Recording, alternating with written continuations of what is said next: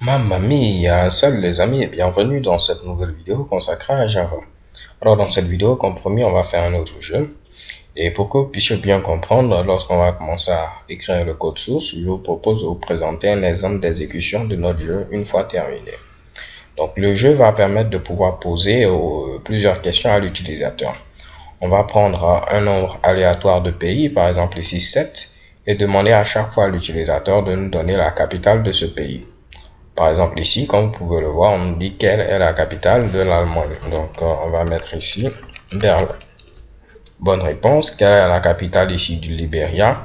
Supposons que nous ne connaissons pas la capitale. Donc je mets ici du Charabia. Automatiquement on me met mauvaise réponse. Il fallait répondre ici Monrovia. Ok. Quelle est la capitale du Pérou? On va mettre ici Lima. Quelle est la capitale ici de Monaco? On va mettre ici Monaco. Remarquez que j'ai mis ici des lettres majuscules, des lettres minuscules, mais vu que la réponse est exacte, il n'y aura pas de souci, on va nous dire bonne réponse. Et quelle est la capitale de ce pays? France, on va mettre ici Paris. Ok, Nigeria, ce sera Lagos. Sénégal, je vais mettre ici Dakar. Je valide, échec et bam, vous voyez que j'ai un total de 6 sur 7, vu que j'ai faussé seulement cette question-là. Donc c'est ce que nous allons faire dans cette vidéo. J'espère que vous êtes prêts. Ce que je vous propose, c'est pourquoi pas de mettre cette vidéo sur pause et essayer de faire ce jeu par vous-même et après essayer de voir la solution que je propose. Comme vous le savez, il existe plusieurs chemins pour arriver à Rome. Ok, donc vous aurez votre propre solution. J'aurai également une solution à vous proposer. Alors les gars, trêve de bavardage, commençons maintenant à coder. Je vais tenter de réduire ce Mitsubishi là. Alors, première des choses, il va nous falloir stocker nos différents pays et leur capitale. Pour ce faire, j'ai choisi ici d'utiliser un tableau à 2 dimensions. Il aurait été préférable d'utiliser pourquoi pas une classe dérivée de la classe map, par exemple ici hmap. Mais vu que nous n'avons pas encore vu cette classe, ce sera un peu difficile pour moi de vous l'expliquer. De même, on aurait pu choisir de stocker les pays et leur capitale dans un fichier, dans une base de données, et ainsi de suite. Mais pour l'instant, on va faire simple. Comme nous sommes encore des débutants, on va utiliser ici un tableau statique à 2 dimensions. Donc pour ce faire, je vais mettre ici string puisque ce sera un tableau statique à 2 dimensions de chaîne de caractères. Je vais ouvrir mes accolades afin de pouvoir lister maintenant ici mes différents éléments. Donc premièrement, on va mettre le pays, par exemple ici Sénégal. Et ensuite, en deuxième position, je mets ici la capitale, ici Dakar. Donc là, c'est par exemple notre premier élément.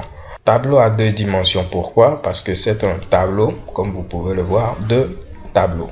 Ok, donc vu qu'on a un tableau de tableaux, c'est un tableau ici à 2 dimensions. Donc là, de la même manière, je vais rajouter, pourquoi pas, France. Et comme capitale, ce sera Paris. Donc je mets ici France et je rajoute Paris. Parfait. Donc ce que je vais faire, c'est mettre la vidéo sur pause et copier-coller ici un tas de pays et leurs capitales respectives. Alors là, check et bam, voici le résultat. Donc il va falloir donner ici un nom à notre fameux tableau. Je vais l'appeler tout simplement, pourquoi pas ici data. Data comme données. Il me faut mettre un point virgule pour terminer notre fameuse déclaration. Donc là, on a plus de 7 pays. 1, 2, 3, 4, 5, 6, 7, 8 et 9. Ok. Donc pour chaque exécution, on va choisir de manière aléatoire 7 pays et demander à l'utilisateur de devoir nous fournir tout simplement la capitale de ces pays-là. Donc on aura besoin de l'objet scanner. Donc je vais mettre ici scanner. Comme d'habitude, on va l'appeler clavier. Je mets ici new scanner. Oups. Et là, je mets system.in. Et check bon. Il me faut importer cette classe. Donc je survole ce Mitsubishi et je fais ici import scanner. Et là, c'est un S majuscule en lieu et place d'un S minuscule. Alors, ce qu'on va faire maintenant, c'est quoi? On a dit qu'on va répéter cela 7 fois. Donc, on aura besoin d'une boucle qui va nous permettre de pouvoir répéter le même processus. Quelle est la capitale de tel pays? Il nous donne la réponse. Quelle est la capitale de tel pays? Il nous donne la réponse. Donc, vu qu'on connaît le nombre de fois qu'on va répéter notre bloc d'instruction, il serait préférable d'utiliser la boucle for. Ok? Donc, pour i, commençant à 0, on va s'arrêter ici à 7. Ok? Et là, on va incrémenter la valeur de i. Tout ce qu'on aura à faire, c'est quoi? C'est choisir un pays de manière aléatoire et ensuite demander à l'utilisateur d'entrer la capitale de ce pays. Une fois que c'est fait, on compare les réponses Et après avoir comparé les réponses, on affiche notre verdict. Donc on va dire est-ce que c'est juste ou bien est-ce que c'est faux. Donc la première des choses, si une prochaine fois vous venez lire votre code, vous n'allez peut-être pas savoir ce 7 qui correspond à quoi. Ok? Donc généralement, si vous voyez des nombres qui ne signifient rien, il serait préférable de les extraire au niveau ici d'une variable ou tout simplement d'une constante. Donc par exemple ici ce 7 là, ce sera une constante puisque tout au long de l'exécution de notre programme, il ne va pas changer. Donc je vais l'appeler comment? Je vais l'appeler tout simplement nombre de questions. Ok? Donc disons number of questions. Je crois que ce Mitsubishi fera l'affaire.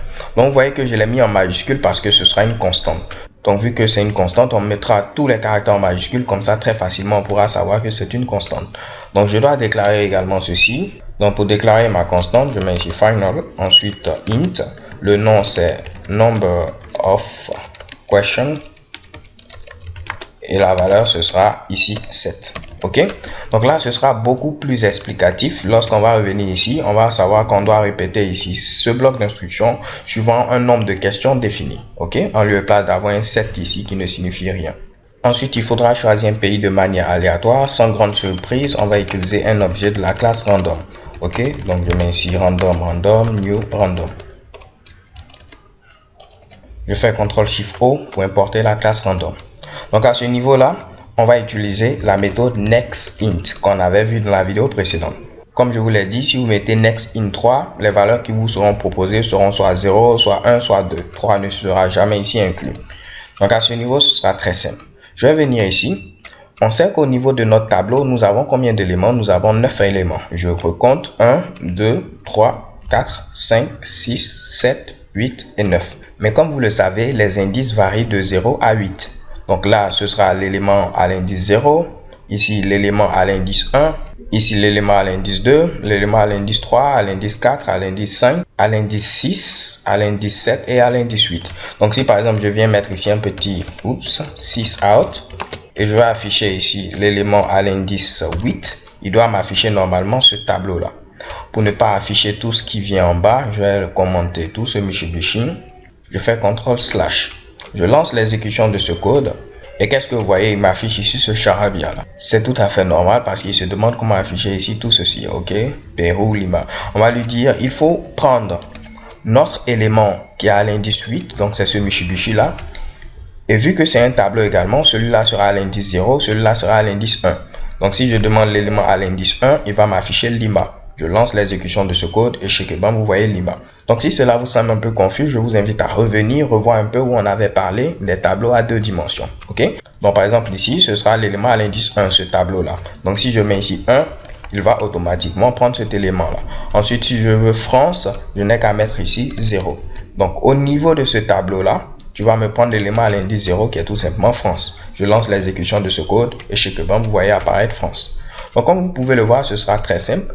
On n'aura qu'à dire ici, donc je vais revenir et décommenter tout ce que j'avais commenté ici. Et je n'aurai qu'à dire quoi? Tu vas me choisir un indice aléatoire. Et cet indice là, pourquoi pas, je vais le déclarer tout juste en haut. Ok, donc je l'appelle index. Donc là, ce que tu vas faire, c'est quoi? Tu vas me prendre un indice aléatoire, cet index là, et je n'aurai qu'à mettre random.nextInt. Et quelle est la valeur que je vais donner en paramètre? Je n'aurai qu'à dire, tu vas prendre mon tableau data et la taille de ce fameux tableau là. Comme on sait que la taille ce sera 9 parce qu'il y a 9 éléments au niveau ici de notre fameux tableau. Donc les éléments vont varier de quoi à quoi? Les éléments vont varier ici de 0 à 8. Et c'est ce qui nous intéresse puisque le premier élément a pour indice 0 et le dernier élément a pour indice 8. Donc cela va marcher à la perfection. Ok? Donc une fois qu'on a notre fameux indice, on pourra maintenant récupérer soit la capitale, soit le pays. Donc si je veux récupérer par exemple le pays, donc je vais monter rapidement ici.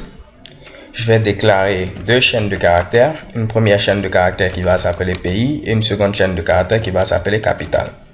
Parfait. Donc je redescends à ce niveau-là. Si je veux récupérer le pays, je n'aurai qu'à dire quoi? Vu que là, j'ai un indice aléatoire qui varie de 0 à 8, je vais dire que je vais prendre mon fameux tableau data.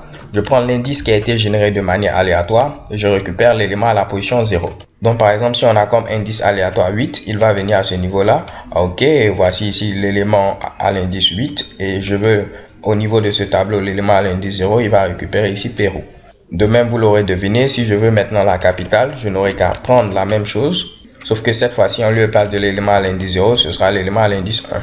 Donc, je pourrais maintenant afficher un message pour dire à l'utilisateur quelle est la capitale de ce pays. Et là, maintenant, je n'aurai qu'à mettre le pays. Donc, je vais utiliser pourquoi pas un printf. Le pays ici, ce sera ce que j'aurai récupéré au niveau de pays. Sans oublier de rajouter un point d'interrogation. OK? Donc là, on va tester. Je vais lancer l'exécution de ce code. Et vous voyez quelle est la capitale de ce pays Pérou, quelle est la capitale de ce pays France, ainsi de suite. Donc, pour qu'on puisse mieux voir, je vais mettre ici un anti/n pour symboliser un retour à la ligne. Donc, si je relance l'exécution de ce code, vous voyez que j'ai bel et bien ici mon résultat. Quelle est la capitale de ce pays France? Quelle est la capitale de ce pays Sénégal? Quelle est la capitale de ce pays France? Quelle est la capitale de ce pays Allemand? Et ainsi de suite. Donc là, vous pouvez remarquer qu'on a déjà un premier problème. C'est-à-dire, si on choisit le même indice 2 fois de suite, on aura ici une question qui aura le même pays. Par exemple ici, quelle est la capitale de la France? Quelle est la capitale de la France? Ce sera un peu gênant d'avoir dans une même série à répondre à 2 fois ici la même question. Pour ce faire, on peut déclarer ici un tableau dynamique qui sera ici un tableau dynamique d'entier. Donc là, je vais mettre ici ArrayList comme ceci. Et vu que ce sera un tableau dynamique d'entier, n'oubliez pas qu'il faut mettre un type évolué. Donc là, je mets integer. Et je vais lui donner comme nom indexes already taken. Et là, je n'aurai qu'à mettre ici new ArrayList. ArrayList. Parfait. Alors, comme je vous l'ai dit, on n'a pas besoin de remettre ici integer. Cela va fonctionner automatiquement maintenant. Donc, indexes already taken va contenir ici l'ensemble des indices qu'on a déjà sélectionnés pour ne pas avoir à les resélectionner. OK? Donc là, je peux descendre et qu'est-ce que je vais dire? Je vais dire que tu vas continuer à resélectionner un autre index dans le cas où cet index-là fait déjà partie de notre tableau qui contient les index qui ont été déjà sélectionnés. Donc, je vais utiliser la boucle do while parce qu'on veut au moins l'exécuter une fois. OK? Donc là, je mets ici do while. Tu vas tenter ici de prendre un nouvel index dans le cas où il fait partie déjà de notre tableau dynamique. Donc là, je mets ici indexes, contrôle espace, already taken, contient l'index qui a été maintenant sélectionné. Donc la méthode contents, on l'avait déjà vu lorsqu'on était en train d'étudier les tableaux dynamiques.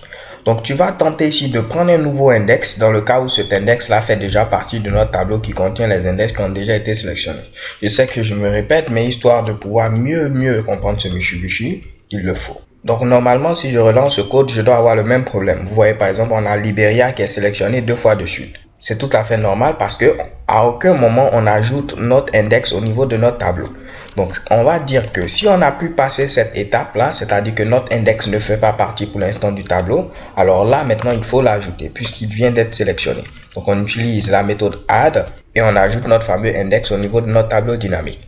Ce qui fait que si on vient à ce niveau et qu'il ne fait pas partie de notre tableau, on va le sélectionner. Mais après on l'ajoute au tableau vu qu'il vient d'être sélectionné.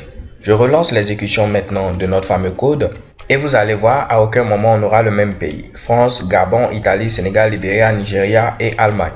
Je relance l'exécution de ce code. France, Libéria, Monaco, Italie, Nigeria, Sénégal, Gabon. Alors là, on a maintenant notre pays, on a la capitale. On peut donc demander à l'utilisateur d'entrer sa réponse et comparer à celle que nous avons déjà enregistrée au niveau ici de capitale. Donc je peux déclarer ici une autre variable, pourquoi pas, que je vais appeler ici user answer pour dire que ce sera la réponse de notre utilisateur. Donc une fois que je mets ici quelle est la capitale de ce pays, je vais enlever tous ces espaces là. Automatiquement au niveau de user answer, je vais stocker la réponse de l'utilisateur. On utilise donc notre objet clavier et j'appelle la méthode nextLine vu qu'on veut récupérer une chaîne de caractères. Ensuite je vais dire quoi? Je vais dire que si la capitale que nous avons stockée est égale, donc si vous vous souvenez, si j'avais des entiers, par exemple ici 3 et 5, je vais les comparer. Est-ce que ces deux-là sont égaux? J'utilise donc 2 fois l'égalité. Ok?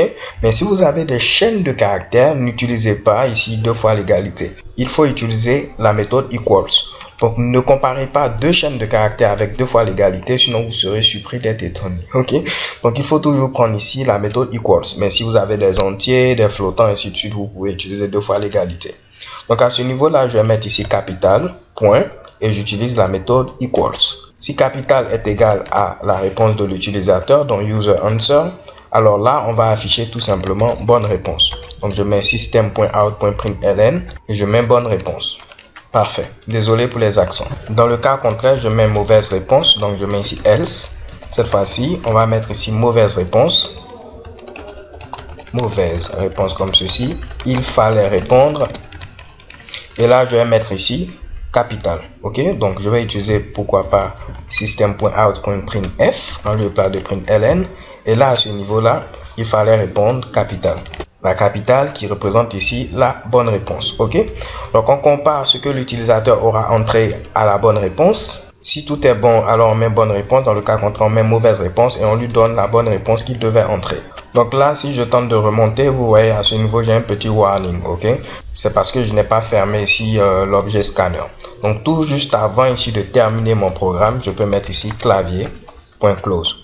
Surtout ne le mettez pas à l'intérieur ici de la boucle for. Parce que si vous le mettez à l'intérieur de la boucle for, on ne pourra plus l'utiliser parce que vous avez fermé votre objet scanner. Ok, donc là, remarquez très bien, je l'ai mis ici en dehors de la boucle for. Je crois que tout est maintenant bon. On va lancer l'exécution de notre code histoire de voir le résultat. Donc là, je clique sur ce Mitsubishi. Quelle est la capitale du Libéria? Je mets ici Monrovia. Je valide bonne réponse. La capitale du Pérou. Alors là, remarquez très bien, je vais mettre ici Lima. C'est la bonne réponse, mais j'aurai une erreur. Je valide et vous voyez mauvaise réponse, il fallait répondre Lima. Et là, à ce niveau, je vois également qu'il faut mettre un retour à la ligne. Ok, alors cela est tout à fait normal et je vais vous dire pourquoi. Si je descends à ce niveau-là, Lima a été mis ici avec un L majuscule. Ok, alors que moi, j'ai écrit ici Lima avec un L minuscule. Donc lui, il fait la comparaison ici en étant sensible à la casse. C'est-à-dire qu'il va faire la différence entre les majuscules et les minuscules. Si je ne veux pas cela, je mets ici equals et j'utilise la méthode equals in your case. Ok, tu vas les comparer, mais il ne faudrait pas être sensible à la casse. Il faut considérer que les majuscules et les minuscules sont pareils. Et je profite de l'occasion pour mettre un anti/n à ce niveau-là. Donc là, si je relance l'exécution de mon code, qu'est-ce que vous voyez? Quelle est la capitale de ce pays? Même si je mets ici Monrovia comme ceci, vu qu'il n'est plus sensible à la casse, j'aurai ici bonne réponse. La capitale de Monaco, je mets ici Monaco comme ceci, bonne réponse. La capitale du Pérou, je mets Lima. La capitale du Nigeria, ce sera ici Lagos. La capitale de l'Allemagne, ce sera Berlin. La capitale de la France, ce sera ici Paris. La capitale du Gabon, ce sera ici Libreville. Donc Libreville.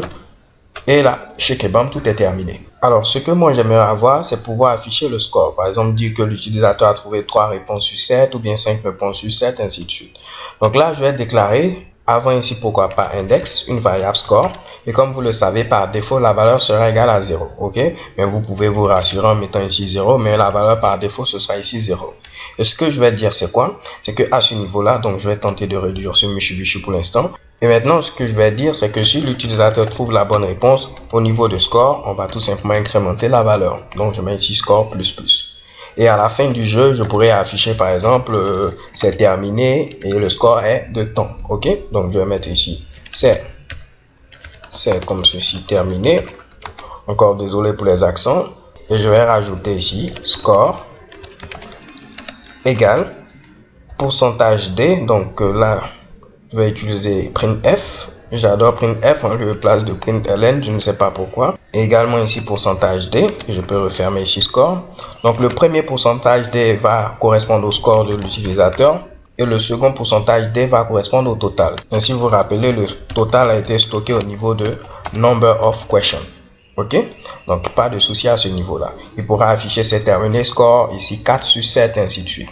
Donc là, si vous voulez réduire le nombre de questions, par exemple ici je veux avoir 3 questions, je modifie simplement ici et automatiquement mon script est adapté. Ok, je lance l'exécution de ce code, on va tenter de le réduire. Et on a cet affichage, la capitale du Sénégal, Dakar, la capitale de l'Italie, ce sera ici Rome, et la capitale de France, Paris. Et là, automatiquement, vu que j'ai choisi d'avoir 3 questions, j'ai score ici égal à 3 sur 3. Je vais lancer et tenter de me tromper à toutes les questions. Ok. Et chez Kebam, qu'est-ce que vous voyez à ce niveau-là? Score 0 sur 3. Alors les gars, avant de terminer, pourquoi pas, on va également faire intervenir la notion de fonction. Donc, en lieu et place d'avoir ici tout ceci, moi j'aurais préféré pouvoir écrire simplement get data pour recevoir ici l'ensemble des données. Donc, je vais créer une fonction getData qui sera chargée de retourner ici les données à ce niveau-là. Donc, je descends et tout juste après ma fonction main, je vais créer une autre fonction qui va se charger de pouvoir retourner ici un tableau à 2 dimensions. Ok, notre fonction aura pour nom getData. Et tout ce que j'aurai à faire, c'est quoi? Je vais redescendre rapidement. Je déclare ici notre fameux tableau à 2 dimensions qui va se charger de contenir ici l'ensemble des informations. Et je retourne ce tableau-là. Je vais lui donner comme nom, pourquoi pas ici, data encore, pas de souci. Et je mets également ici data. Donc, libre à vous de donner n'importe quel nom. Vous pouvez mettre ici données, cela va fonctionner puisque là, à ce niveau, c'est tout simplement une variable locale. Une variable locale, c'est une variable qui est déclarée à l'intérieur d'une fonction. Ok? Donc, vu que jusque-là, le nom de mes variables était en anglais, je vais garder ici, pourquoi pas, data. Mais sachez que ce data est bel et bien ici différent de ce qu'on a à ce niveau-là. Ok? Donc, là, je vais relancer l'exécution pour voir que tout continue de fonctionner. Quelle est la capitale ici du Nigeria? Lagos. Quelle est la capitale de l'Italie? Rome. Quelle est la capitale du Sénégal? Je vais me tromper. Et vous voyez, score 2 sur 3. Il fallait répondre Dakar. Alors les gars, c'est tout pour cette vidéo. J'espère que vous l'avez apprécié. L'objectif, c'était de pouvoir faire intervenir ici la grande majorité des notions que nous avons apprises jusque-là. On a pu voir ici la notion de constante, également la notion de tableau dynamique, la notion de tableau statique, ici par exemple un tableau multidimensionnel, un tableau à 2 dimensions, comment lire une valeur. On a vu également l'utilisation des boucles, la boucle for, la boucle do while. On a vu comment générer une valeur de manière aléatoire. On a vu à ce niveau-là également comment avoir un affichage formaté. De même, on a pu voir à ce niveau-là comment comparer deux chaînes de caractères, sans pour autant oublier également la notion de fonction. Alors j'espère que ce second jeu vous a permis d'apprendre encore un peu plus et de voir un peu comment agencer tout ce que nous avons vu jusque-là. Je vous donne rendez-vous à la vidéo suivante où nous allons nous intéresser à notre challenge et ce sera malheureusement la fin de la série. Mais comme je vous l'ai dit, il y aura bien sûr une série consacrée aux intermédiaires. So thank you guys for watching. Don't forget to subscribe and have a nice day. Peace.